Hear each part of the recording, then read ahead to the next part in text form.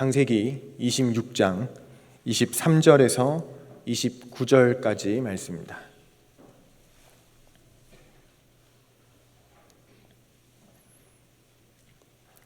다 찾으신 줄 알고 한 절씩 교독하면서 읽도록 하겠습니다. 이삭이 거기서부터 브엘세바로 올라갔더니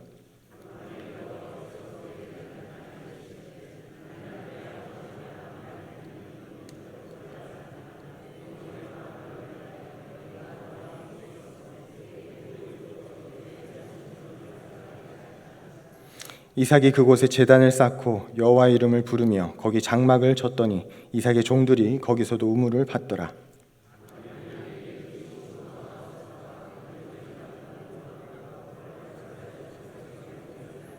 이삭이 그들에게 이르되 너희가 나를 미워하여 나에게 너희를 떠나게 하였거늘 어찌하여 내게 왔느냐.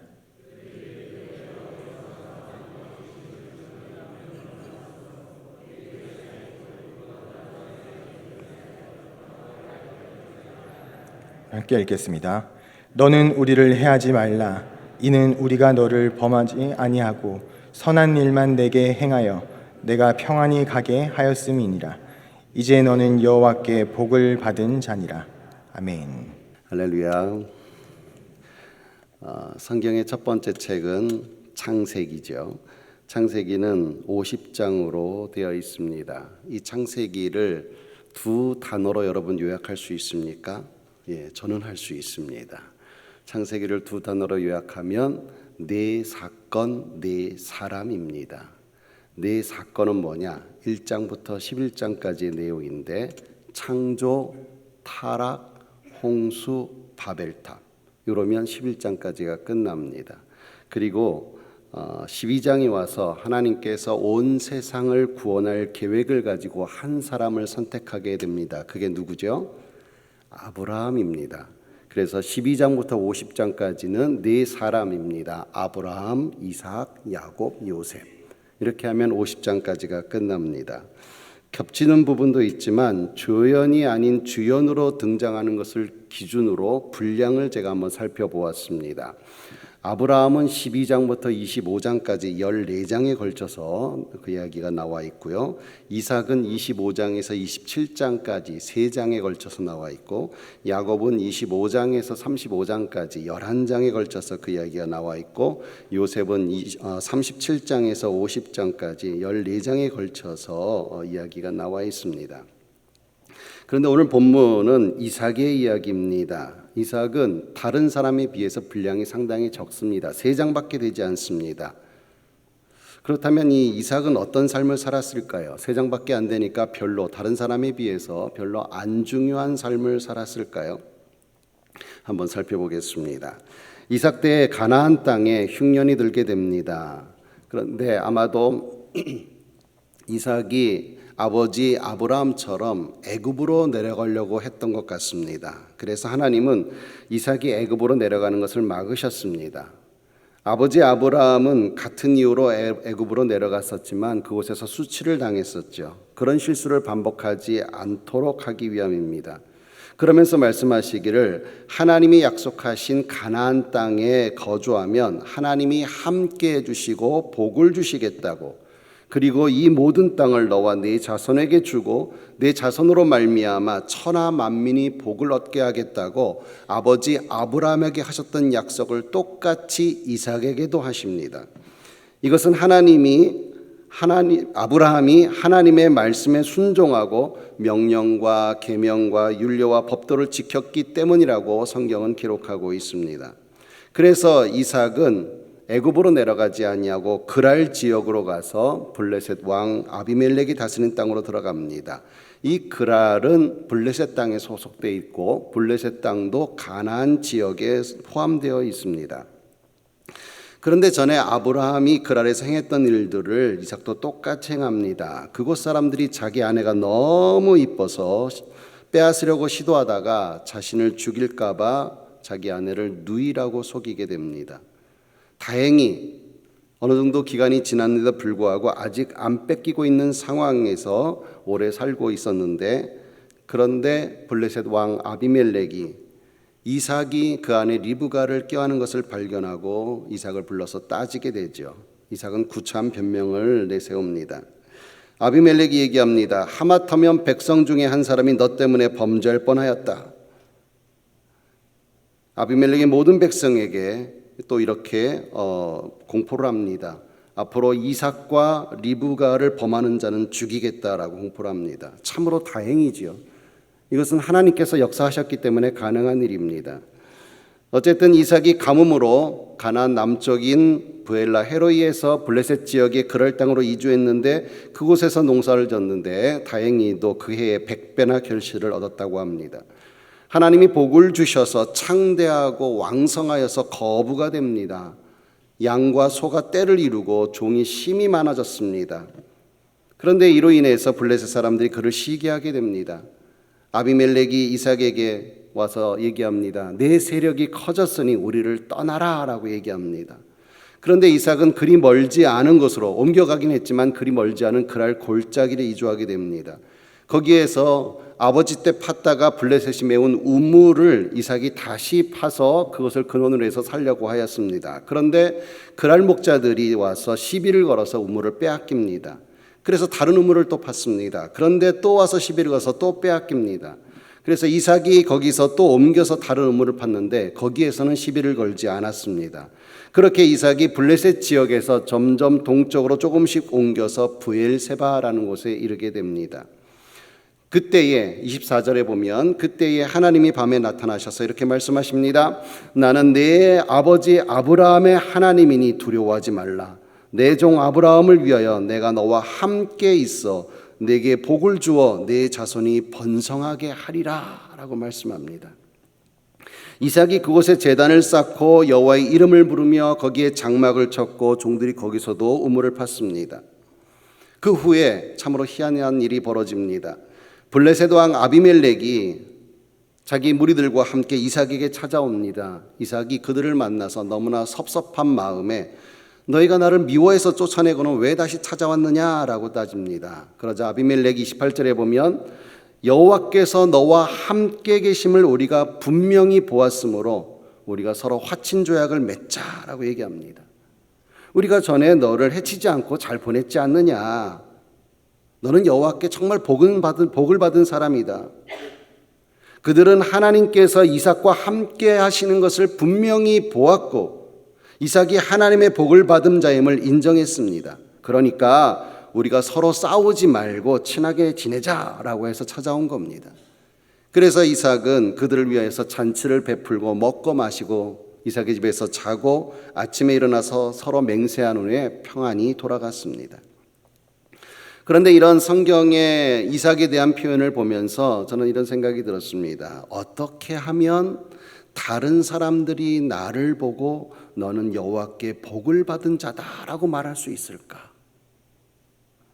어떻게 하면 그런 얘기를 들을 수 있는 사람이 될 수 있을까라는 생각을 하였습니다. 이삭이 그랄 사람들에게 하나님을 어떻게 전했는지는 성경에 자세히 나오지 않습니다. 아버지 아브라함이 그랄 왕 아비멜렉에게 자기 부인 사라를 누이라고 속이고 난 후 하나님으로 말미암아 발각이 된 후 한 변명이 있습니다. 이곳에서는 하나님을 두려워함이 없으니, 그러니까 블레셋 사람들은 하나님을 몰랐다는 얘기지요. 그런데 이삭 때에 와서는 블레셋 왕 아비멜렉이 와서 하는 얘기가 그 두 아비멜렉은 다른 겁니다. 아비멜렉이라는 것은 정확히 말하면 사람의 이름이 아니라 왕의 호칭입니다. 애굽의 바로도 마찬가지고요. 이 블레셋 왕 아비멜렉이 이삭에게 와서 이렇게 얘기합니다. 여호와께서 너와 함께 계심을 우리가 분명히 보았으므로 라고 얘기합니다. 아브라함 때는 하나님을 두려움이 없다.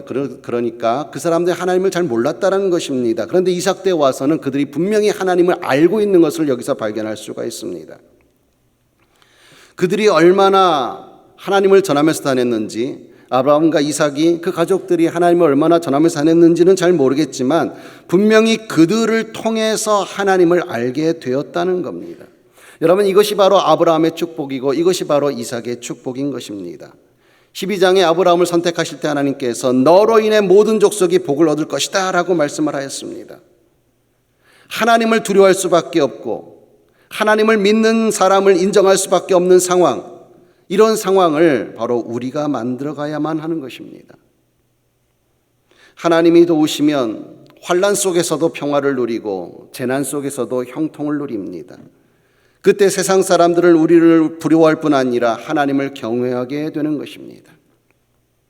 세월이 흘러서 나중에 이삭이 야곱을 자기의 큰아들, 자기 취향의 큰아들인 에서인 줄 알고 장자의 축복을 마음껏 해주죠. 그렇게 하나님은 속이는 자라는 의미의 이름을 품은 야곱을 이스라엘로 이름을 바꾸면서까지 하나님의 구원의 계획이 흘러가게 하셨습니다. 결국 하나님이 함께 하신다는 겁니다. 성경이 수많은 사건들을 통해서, 말도 안 되는 수많은 기적들을 통해서, 여러분 구약과 신약을 쭉 한번 보십시오. 하나님이 함께 하셔야만 가능했던 일이 얼마나 많습니까? 하나님이 함께 하지 않으면 아무것도 되지 않았습니다. 하나님이 함께 하신다는 것을 가르쳐 주기 위해서 말도 안 되는 방법으로 이스라엘로 하여금 이방 민족들과 싸우게 하셨습니다. 이런 것들을 우리에게 가르쳐 주시고 깨닫게 하시는 것은 뭐냐 하면 하나님이 함께 하셔야만 한다는 겁니다. 그리고 하나님이 함께 하신다는 것입니다. 하나님께서는 우리의 손과 발을 활용하시지만 결국은 하나님이 직접 하신다는 이 개념은 우리에게 얼마나 큰 위로가 되고 큰 힘이 되는지 모릅니다. 이 믿음이 있기 때문에 우리는 나아갈 수가 있습니다. 이 믿음이 있기 때문에 우리는 보낼 수가 있는 것입니다. 선교라는 것은 하나님이 우리에게 주신 복을 나누는 것입니다. 이삭을 통해서 알 수 있는 것은 선교란 하나님이 함께 하시는 자의 모습이 어떠한지를 보여주는 것입니다. 그래서 하나님의 베푸신 복을 지켜본 아비멜렉은 이삭에게 찾아와서 평화 계약을 맺고자 한 것입니다. 아비멜렉이 이삭에게 하고 싶은 말은 너는 뭔가 다른 것 같다. 하나님을 믿는 너는 뭔가 다른 것 같다라는 것입니다. 우리 성도들은 하나님이 함께 하시기 때문에 힘든 순간에도 낙심하지 않고 하나님의 약속을 믿으며 소망을 품을 수가 있습니다.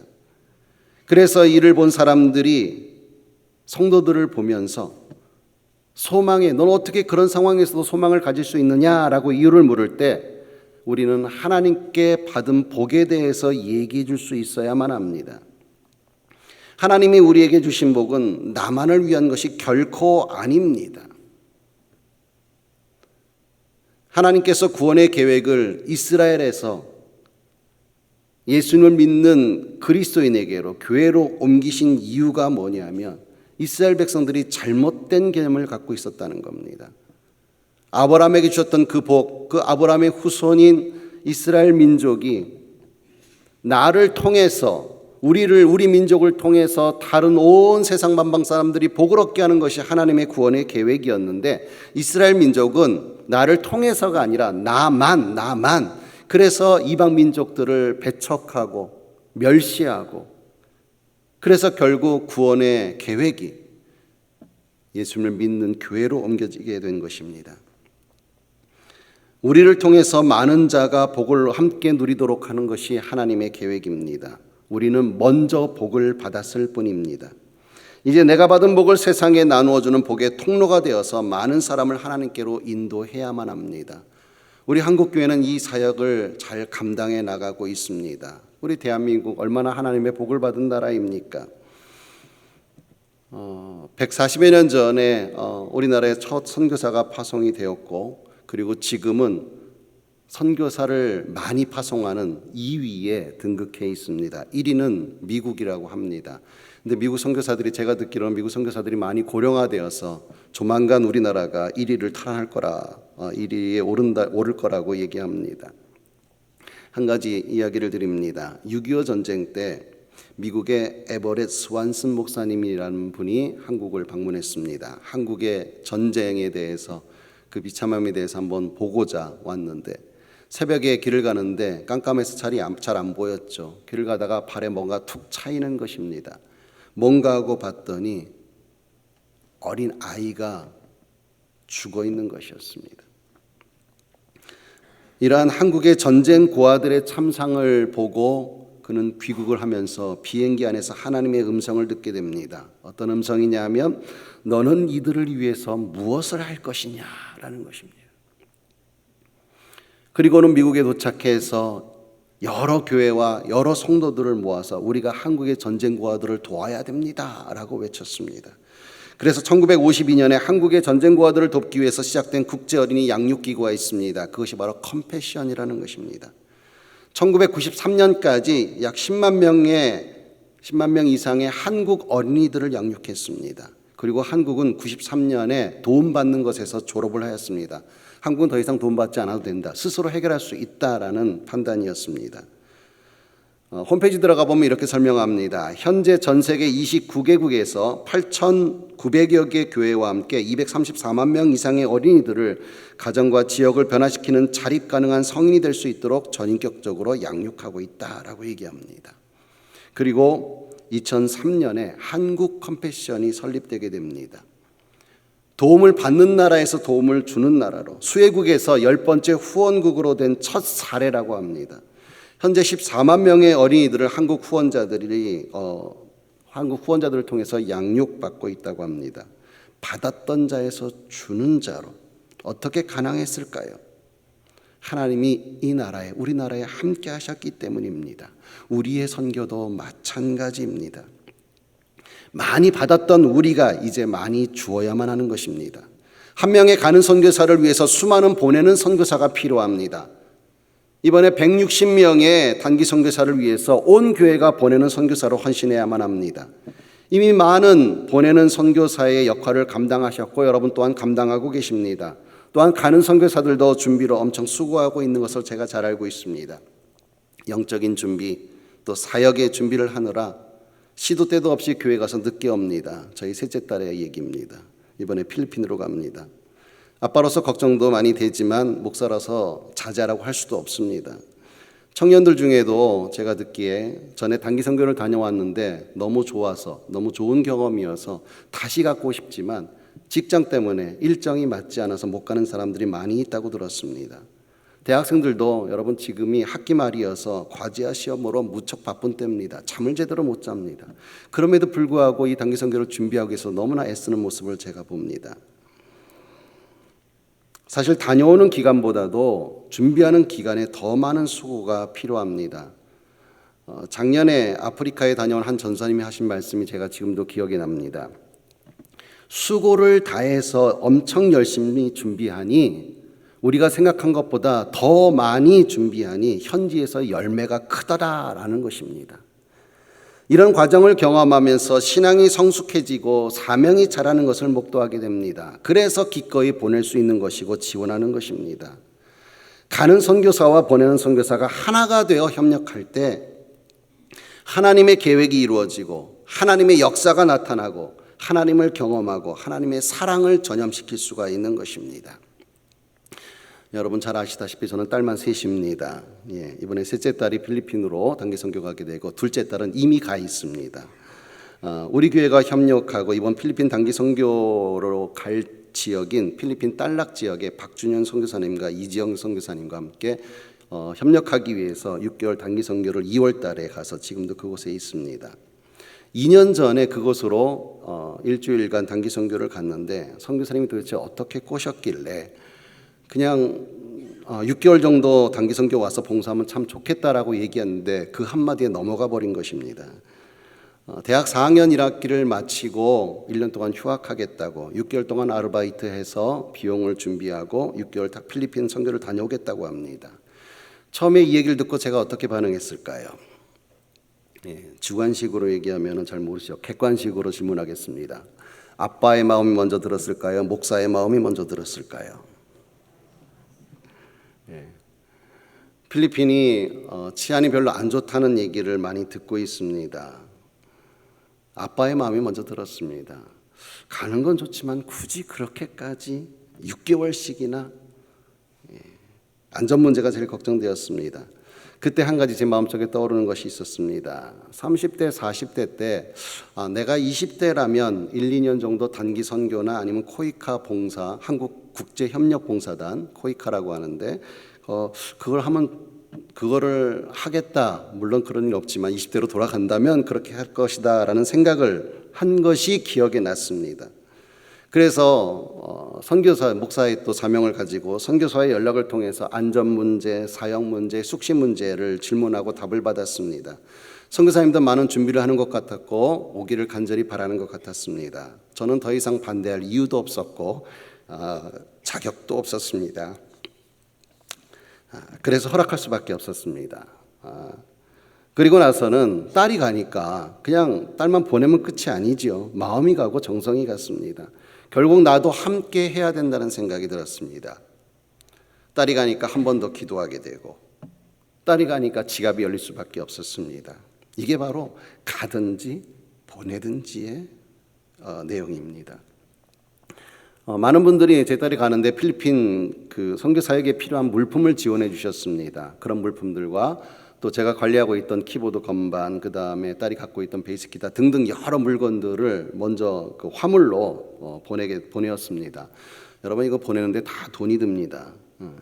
그리고 간지 한 달 반 만에 카톡이 하나 왔습니다. 제가 정확히 읽어드리겠습니다. 아빠, 나 핸폰 잃어버렸수. 그래서 제가 대답했습니다. 그럼 지금 뭘로 카톡하는데? 노트북으로 한답니다. 그래서 제가 얘기했습니다. 얼굴 보여줘. 요즘 피싱 범죄가 하도 많아서 이게 어디 누가 범죄 제 돈을 뜯어가려고 그러나 싶었더니 이제 얼굴을 보여주는데 진짜더라고요. 근데 그 잃어버린 핸드폰이요 새 제품입니다. 제가 딸한테 마지막으로 사주는 거라고. 이제 4학년 마치고 취업을 하면 본인의 돈으로 이제 살 수가 있으니까 마지막으로 사주는 거라고 해서 좀 좋은 거 사줬습니다. 물론 3분의 2만 제가 비용 들였지만 그것도 많습니다. 그 할부금이 아직도 제 카드로 나아가고 있습니다. 비상용으로 옛날에 쓰던 약간 망가진 핸드폰을 갖고 있었지만 그걸로는 기능을 다 사용할 수가 없었습니다. 그래서 결국 입국했습니다. 한 달 반 만에 입국해서 유심 새로 발급받고 출국했습니다. 비행기 표 값은 누가 냈을까요? 또 8월에 이제 우리 단기 선교팀과 같이 활동한 다음에 이제 같이 입국하게 됩니다. 입국하면은 아빠가 새 핸드폰 사줄까요? 안 사줄까요? 여러분 이게 다 돈입니다. 담임 목사님께서도 얼마 전에 필리핀 다녀오셨죠. 가셨을 때 저희 딸을 만나서 용돈도 주셨다고 합니다. 예. 또 감사하게도 이렇게 설교 예화거리도 제공해 주네요. 남자들이 군대 갔다 오면 평생 군대 얘기하죠. 예. 선교도 다녀오면 혹은 보내면 평생 선교 얘기거리가 생깁니다. 더 중요한 것은 선교적 마인드가 형성된다는 겁니다. 평생 선교해야 돼. 내가 가든지 보내든지 선교해야 돼. 이런 마인드를 갖는 것이 제일 중요한 것이고 단기 선교의 목적입니다. 여러분 기회가 될 때 하십시오. 기회도 하나님이 주시는 겁니다. 뭐 아니면 또 가든지 아니면 아무것도 안 하든지 잘못된 생각입니다. 때로는 마음이 있는데 기회가 없어서 못 하시는 분들이 있습니다. 그래서 교회에서 이런 기회를 주시는 것입니다. 기회가 있을 때 그 기회를 활용하십시오. 섬길 수 있는 기회, 봉사할 수 있는 기회, 보낼 수 있는 기회, 기도로 후원하고 물질로 후원하는 이러한 일들이 많이 벌어지길 간절히 소망합니다. 저는 설교할 때마다 제가 사역하고 있는 서울 동산고에 대해서 짧게라도 말씀을 드립니다. 우리 교회가 재단인 서울 동산고 학원 선교 사역을 감당하는 저는 교목입니다. 요즘 청소년 기독교인 비율이 10% 선이라고 합니다. 참 안타깝죠. 그들을 대상으로 매주 체프를 통해서 예배를 통해서 전도 집회를 하고 종교 수업 시간을 통해서 성경이나 기독교적 가치관에 대해서 가르치고 있습니다. 또 이를 위해서 교목만 하는 것이 아니라 우리 교사들도 함께 힘쓰고 있습니다. 그래서 교사들도 진짜 신앙인이 많아져야만 합니다. 진정한 기독교사들을 통해서 기독교적 교육이 이루어져서 교사와 학생들이 하나님의 나라를 함께 이루어가는 서울 동산고가 되도록 여러분 생각날 때마다 기도를 부탁드립니다. 때로는 물질 후원도 주신다면 기쁨으로 받겠습니다. 말씀을 맺겠습니다. 이삭처럼 삶을 통해 사람들이 하나님의 함께 하심을 깨닫고 하나님의 영향력을 인정할 수밖에 없었던 것처럼 우리도 예수의 냄새가 나도록 살아감으로 그렇게 하나님과 함께함으로 예수님을 전하며 살아가기를 바랍니다. 2025년 160명의 단기 선교사를 축복합니다. 온 교회의 기도와 섬김으로 아름다운 선교의 씨앗이 뿌려지고 열매가 거두어지기를 간절히 소망합니다. 기도하겠습니다. 하나님 감사합니다. 우리가 선교를 하기로 작정하고 결단하고 섬기고 그래서 가는 선교사와 보내는 선교사로 함께하게 하시니 감사합니다. 이 모든 것 위에 하나님이 함께 하시는 것을 우리가 깨닫습니다. 하나님이 함께 하실 때 이 모든 것이 가능한 줄 믿습니다. 아름다운 영혼 추수의 열매를 기대하며 우리가 끝까지 최선을 다해서 이 사명 잘 감당할 수 있도록 하나님 인도하여 주시옵소서. 이 시간 귀한 기도 제목을 가지고 나왔습니다. 하나님 각자의 선교를 위해서 우리 교회의 선교를 위해서 간절한 마음으로 기도할 때에 하나님이여 응답하여 주시옵소서. 우리의 삶을 통해서 하나님 나라가 이루어지며 우리의 삶을 통해서 많은 영혼들이 감동을 얻고 하나님께로 돌아오는 놀라운 역사가 일어나게 하여 주시옵소서. 감사드리며 예수님의 이름으로 기도드립니다. 아멘.